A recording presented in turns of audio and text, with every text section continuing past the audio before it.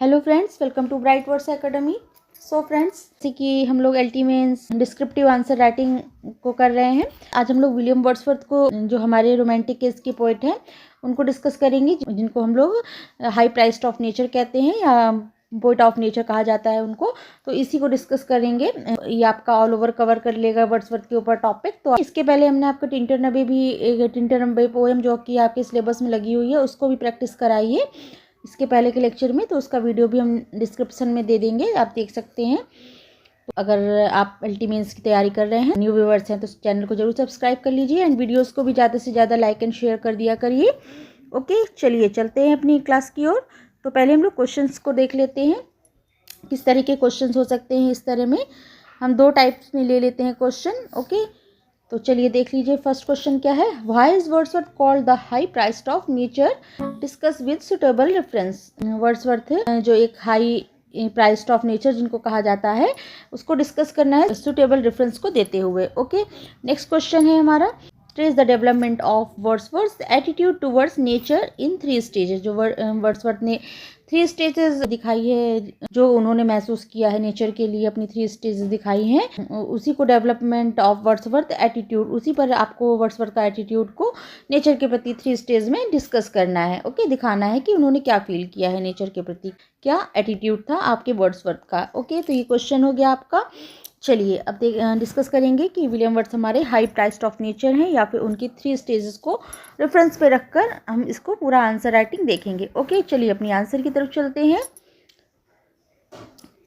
Okay, चलिए start करेंगे। आपको पता है ना, आईबीसी पैटर्न के थ्रू फॉलो करते हैं। सबसे पहले आपका इंट्रोडक्शन हो गया, फिर आपका बॉडी पार्ट्स हो गया, देन आपका कंक्लूजन हो गया। तो इस पैटर्न के थ्रू हम लोग यहाँ पर पढ़ते हैं। तो सबसे पहले आपको छोटा सा इंट्रो देना होगा, फिर बॉडी पार्ट में चलेंगे जहाँ पॉइंट टू पॉइंट आप सब कुछ डिस्कस करेंगे। ओके, तो यहाँ पर सबसे पहले आपने क्या बताया, William Wordsworth is one of the foremost poet of romantic case. William Wordsworth जो हैं वो हमारे रोमांटिक केस के फॉरमोस्ट प्रमुख आपके कवि हैं। He is widely known as the high priest of nature because nature occupies the central place in his poetry. उन्हें प्रकृति का महाकवि कहा गया है, high priest of nature because nature occupies the central place in his poetry. क्यों कहा गया उनको हाई प्राइस्ड ऑफ नेचर, क्योंकि नेचर जो है उनकी पोइट्री में जो केंद्र होती थी, सेंटर में आपका नेचर होता था, इसलिए वर्ड्सवर्थ को हाई प्राइस्ड ऑफ नेचर कहते हैं। ओके, यहाँ पर आपने इतना क्लियर कर दिया, ये आपका इंट्रो हो गया। बताया रोमांटिक एज के पोएट थे आपके विलियम वर्ड्सवर्थ एंड उनको हाई प्राइस्ड ऑफ नेचर कहा जाता है। क्यों कहा जाता है आपने बताया कि उनकी पोइट्री में सेंट्रल प्लेस होता था आपकी नेचर का। ओके, ये आपने इंट्रो में बता दिया। अब हम लोग बॉडी स्ट्रक्चर में चलेंगे। आपका बॉडी स्ट्रक्चर चलेगा अब आगे, और आप टू द पॉइंट हर अपनी बात को रखेंगे। ओके, चलिए देखते हैं। Wordsworth attitude towards nature develops gradually through different stages of his life. तो यहाँ पर वर्ड्सवर्थ की प्रकृति के प्रति जो एटीट्यूड है, दृष्टि है उनकी, समय के साथ विकसित होती गई है, gradually through different stages of his life. Nature के प्रति जो वर्ड्सवर्थ का नजरिया है, उनकी ज़िंदगी में जो अलग अलग उन स्टेज में धीरे धीरे डेवलप होता गया है। पॉइंट से अपनी स्टार्टिंग की, यहाँ पर बॉडी पार्ट की जो वर्ड्सवर्थ है उनका नज़रिया हर एक पार्ट में अलग अलग डेवलप होता गया हर एक स्टेज में। ओके, फिर नेक्स्ट आप क्या बताएंगे, in his early years he loved nature for her external beauty and sensuous charm. अब आप उनके हर स्टेज को दिखाना है आपको। अर्ली एज आप दिखाएंगे। अर्ली एज जो फर्स्ट स्टेज था उनका क्या था, जो अर्ली ईयर्स थे उनके, he love nature for her external beauty and sensuous charm. जब वो उनका अर्ली एज था, जब उनकी अपने शुरुआती सालों में वो नेचर को बाहरी सुंदरता और सेंसुअस चार्म के लिए पसंद करते थे। सेंसुअस चार्म और उसकी जो एक्सटर्नल ब्यूटी होती थी, उससे उसको देखते थे, उस पर मुग्ध होते थे, उस पर मोहित होते थे, उसको पसंद करते थे। ओके, ये आपने दिखाया जब वो उनके अर्ली ईयर्स थे। फर्स्ट स्टेज में उन्होंने बाहरी सुंदरता से बहुत अट्रैक्ट हुए हैं नेचर में। Okay, the mountains, reverse and waterfalls field him with excitement and delight. कैसे होते थे, पहाड़ हो गए, नदियाँ हो गई, झरने हो गए, उन्हें एक्साइटमेंट और खुशी से भर देते थे। जो आपके माउंटेन, रिवर एंड वाटरफॉल्स हो गए थे, वो उनको एक्साइटमेंट और खुशी से, एक्साइटमेंट और उत्साह और उमंग से उनको खुशी से भर देते थे ये आपके। Okay, nature appealed strongly to his senses. Nature उनके सेंस को बहुत पसंद आती थी। उनके nature appealed strongly to his senses, उनके सेंसेस को, नेचर जो है उनके सेंसेस को बहुत स्ट्रांगली पसंद आती थी। ओके, ही एडमिट्स, उन्होंने एडमिट किया है, the sounding cataracts haunted me like a passion. Okay, ये आपकी कहाँ की लाइन है, टिंटन अबे से आपकी लाइन ली गई है। तो ये जो आपकी लाइन है उन्होंने खुद कहा है, मानते थे, वो झरने की आवाज़ जो है मुझे एक पैशन की तरह पंट करती है, परेशान करती है। जो झरने की कलकलाहट की आवाज़ है, कैटरैक्ट क्या हो गया, वाटरफॉल हो गया, झरना हो गया, तो इस तरह करके तो कहते हैं जो झरने की आवाज़ है वो उन्हें उसको पैशन, उनको एक जुनून था उस चीज़ का। तो ये लाइन आपने कोट लगा दिया, यहाँ पर आपकी टिंटन अवे से आपने ले ली है। फिर at this stage nature was a source of Joy and thrill, इस समय क्या था उनके, इस स्टेज पर क्या था उनके लिए, नेचर जो है खुशी और रोमांच का एक सोर्स थी। वो एक खुशी और रोमांच उससे उनको नेचर से मिलता था इस स्टेज पर। फर्स्ट स्टेज की बात की गई है, nature was source of Joy and thrill, रोमांच एंड खुशी की एक सोर्स था आपका नेचर फर्स्ट स्टेज में। ओके, ये आपने फर्स्ट स्टेज का दिखा दिया, क्लियर कर दिया। तो फर्स्ट स्टेज में दिखा दिया फर्स्ट स्टेज में वो नेचर के प्रति क्या महसूस करते थे। ओके, अब नेक्स्ट पॉइंट आप डिस्कस करेंगे। अब आप नेक्स्ट स्टेज बताएंगे, नेक्स्ट स्टेज में क्या फील करते थे हमारे poet. With the growth of maturity, जो उनका मेच्योरिटी बढ़ने के साथ साथ his love for nature become deeper and spiritual, जैसे जैसे वो बढ़ते गए, ग्रोथ ऑफ मेच्योरिटी बढ़ने के साथ साथ नेचर के लिए उनका प्यार जो है गहरा और स्पिरिचुअल होता गया। ओके, फिर आप नेक्स्ट पॉइंट क्या बता रहे हैं, जैसे जैसे उनकी मेच्योरिटी बढ़ती गई, तो लव फॉर नेचर, जो नेचर के प्रति प्यार था वो बिकेम डीपर एंड स्पिरिचुअल, बहुत गहरा और स्पिरिचुअल होता चला गया। Okay, he felt the presence of universal spirit in all natural objects. अब क्या था, अब इस समय क्या है, उन्होंने सभी नेचुरल चीज़ों में एक यूनिवर्सल स्पिरिट की मौजूदगी महसूस की। यहाँ पर ये आप दिखा देंगे। नेक्स्ट पॉइंट आप क्या देखेंगे, he felt the presence of universal spirit in all natural object, जितने भी नेचुरल ऑब्जेक्ट्स थे उसमें उन्होंने एक यूनिवर्सल स्पिरिट को महसूस किया, उसकी प्रेजेंस को वहाँ पर उन्होंने महसूस किया है। ओके, जैसे जैसे मैच्योर हुए तो उन्होंने नेचर के प्रति उनका जो नज़रिया था वो डीपर एंड स्पिरिचुअल होता चला गया, एंड उन्होंने एक यूनिवर्सल स्पिरिट नेचुरल ऑब्जेक्ट्स में उसकी प्रेजेंस को महसूस करा। ओके, ये आपने यहाँ दिखाया।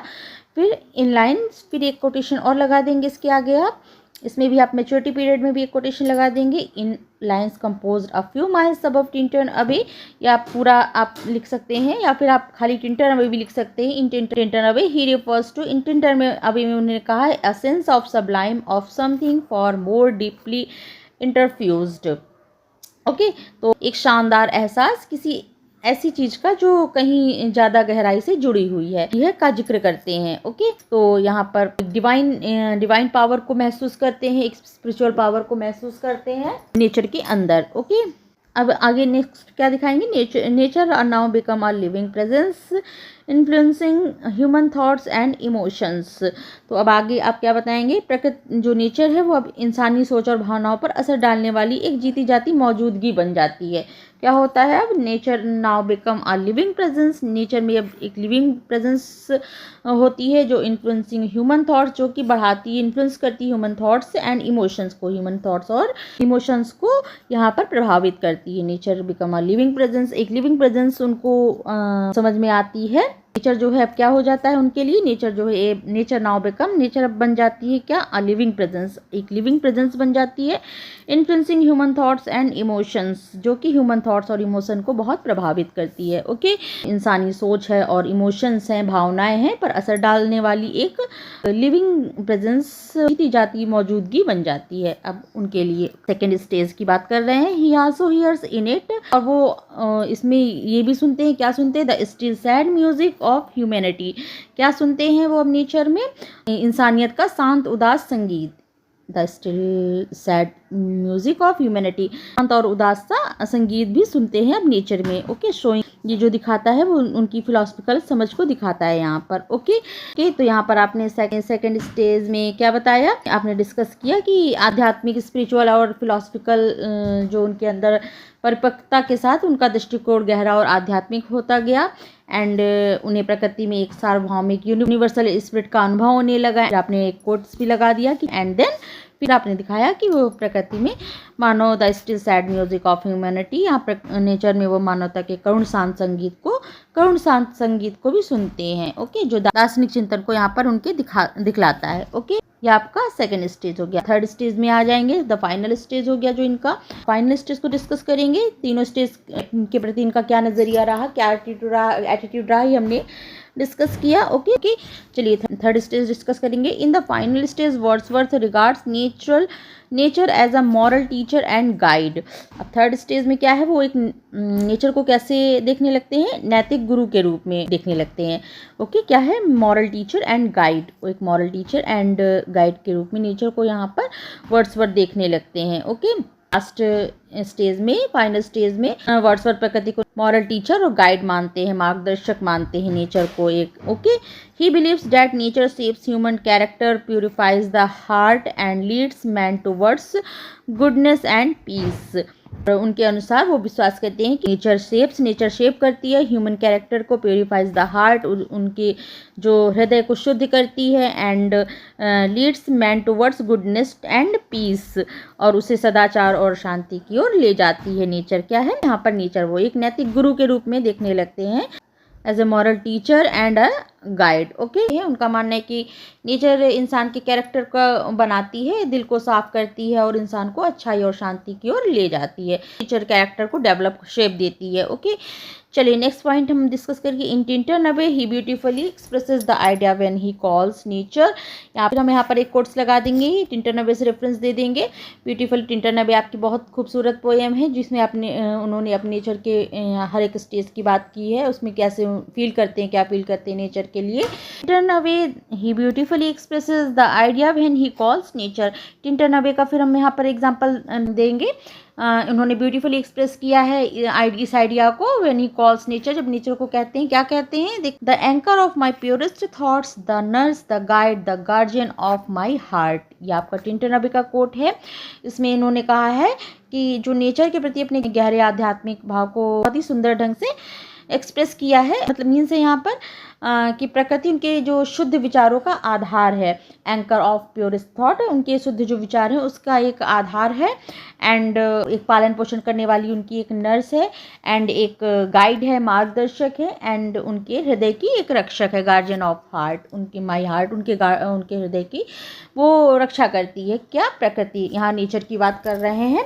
अन्य स्टेज में वो नेचर के प्रति क्या फील करने लगे थे इस समय बताना चाहते हैं कि नेचर केवल बाहरी सौंदर्य का स्रोत नहीं था, बल्कि वह मनुष्य के चरित्र का भी हम निर्माण करती है। बता रहे हैं वह मनुष्य को नैतिकता सिखाती है, एंड उनके मन को शुद्ध करती है और उसे शांति तथा सद्गुणों की ओर ले जाती है, प्रेरित करती है। रेफरेंस दिया यहाँ पर कोट लगाकर टिंटरनबे का। ओके चलिए नेक्स्ट आगे देखेंगे। दो these Wordsworth present nature as a protector and moral guardian and supports, nurtures and directs human life.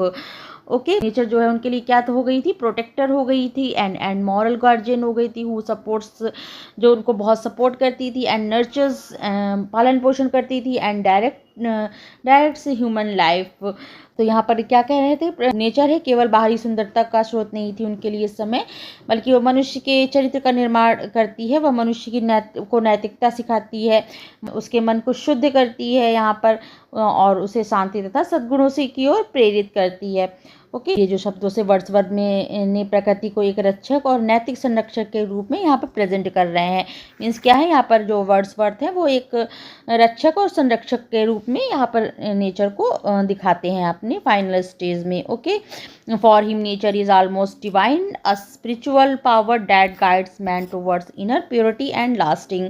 मानव जीवन का समर्थन, पोषण और निर्देशन करती है प्रकृति, दिखा रहे हैं। उनके लिए प्रकृति जो नेचर है वो लगभग दिव्य हो जाती है। इस समय आपकी क्या हो जाती है, for him nature is almost divine. इस समय नेचर जो है उनके लिए डिवाइन हो जाती है, दिव्य हो जाती है। अ spiritual power that guides man towards inner purity and lasting. एक स्पिरिचुअल पावर, आध्यात्मिक शक्ति होती है जो मनुष्य को आंतरिक शुद्धता और स्थायी शांति की ओर ले जाती है, जो मनुष्य को गाइड करती है स्थायी शांति के लिए और शुद्धता के लिए, प्योरिटी के लिए। वो उस मनुष्य को आंतरिक शुद्धता शुद्धता और स्थायी शांति की ओर ले जाती है। कौन? हमारी नेचर। इस समय वो ये फील करने लगते हैं नेचर के प्रति। ओके, बोयड कहते हैं कि जो नेचर केवल बाहरी सुंदरता का स्रोत नहीं रहती है उस समय उनके इस स्टेज पर, बल्कि वो मनुष्य के चरित्र का निर्माण करती है। वो मनुष्य को नैतिकता सिखाती है एंड उसके मन को शुद्ध करती है, उसे शांति व सद्गुरु की ओर प्रेरित करती है। यहाँ पर लास्ट स्टेज में उनके लिए ये almost divine and spiritual power बन जाती है नेचर। ओके, लास्टिंग पीस, अच्छा यहाँ पर लास्टिंग पीस हो जाएगा। Okay, inner purity and lasting peace, आंतरिक शुद्धता और स्थायी शांति की ओर ले जाती है, इस स्टेज में नेचर ले जाती है। तो यहाँ पर उनका नज़रिया चेंज हो जाता है। इस तरह आपने तीनों स्टेजेस की यहाँ पर बात कर ली। तीनों स्टेजेस में क्या फील करते थे पोएट, आपने बहुत अच्छे से यहाँ पर डिफाइन किया और आपने कोट लगा के अच्छे से यहाँ पर डिफाइन किया कि नेचर के प्रति वो क्या फील करते थे अपने हर एक स्टेज में। अर्ली स्टेज दिखाया, देन आपने उनका मैच्योरिटी एज दिखाया एंड फिर आप लास्ट में स्टेज में उन्होंने वो एक नैतिक गुरु के रूप में नेचर को देखने लगते हैं। इस तरह आपने तीनों स्टेज में वर्ड्सवर्थ का नज़रिया आपने दिखाया। ओके, पॉइंट टू पॉइंट आपने डिस्कस किया। अब नेक्स्ट आप छोटा सा कंक्लूजन दे देंगे। ओके, चलिए। Thus Wordsworth's attitude towards nature moves from sensuous enjoyment to spiritual realization and moral reverence, making him the greatest nature poet. Okay, तो इस प्रकार क्या है वर्ड्सवर्थ की जो नेचर के प्रति जो दृष्टिकोण है, बाल्यावस्था में जब थे तो सेंसुअसनेस थी उनके अंदर, इंजॉयमेंट था, सेंसेस से वो बहुत पसंद करते थे, दृष्टिकोण था वो बाल्यावस्था में, वो इंद्रिय सुख में विकसित होकर परिपक्व अवस्था में जब मेच्योरिटी पीरियड में आए तो आध्यात्मिक अनुभूति होने लगी उनको एंड फिर देन लास्ट पीरियड में, लास्ट स्टेज में उन्हें नैतिक श्रद्धा तक यहाँ पर उनका ये पूरा सफ़र पहुँच जाता है। ओके,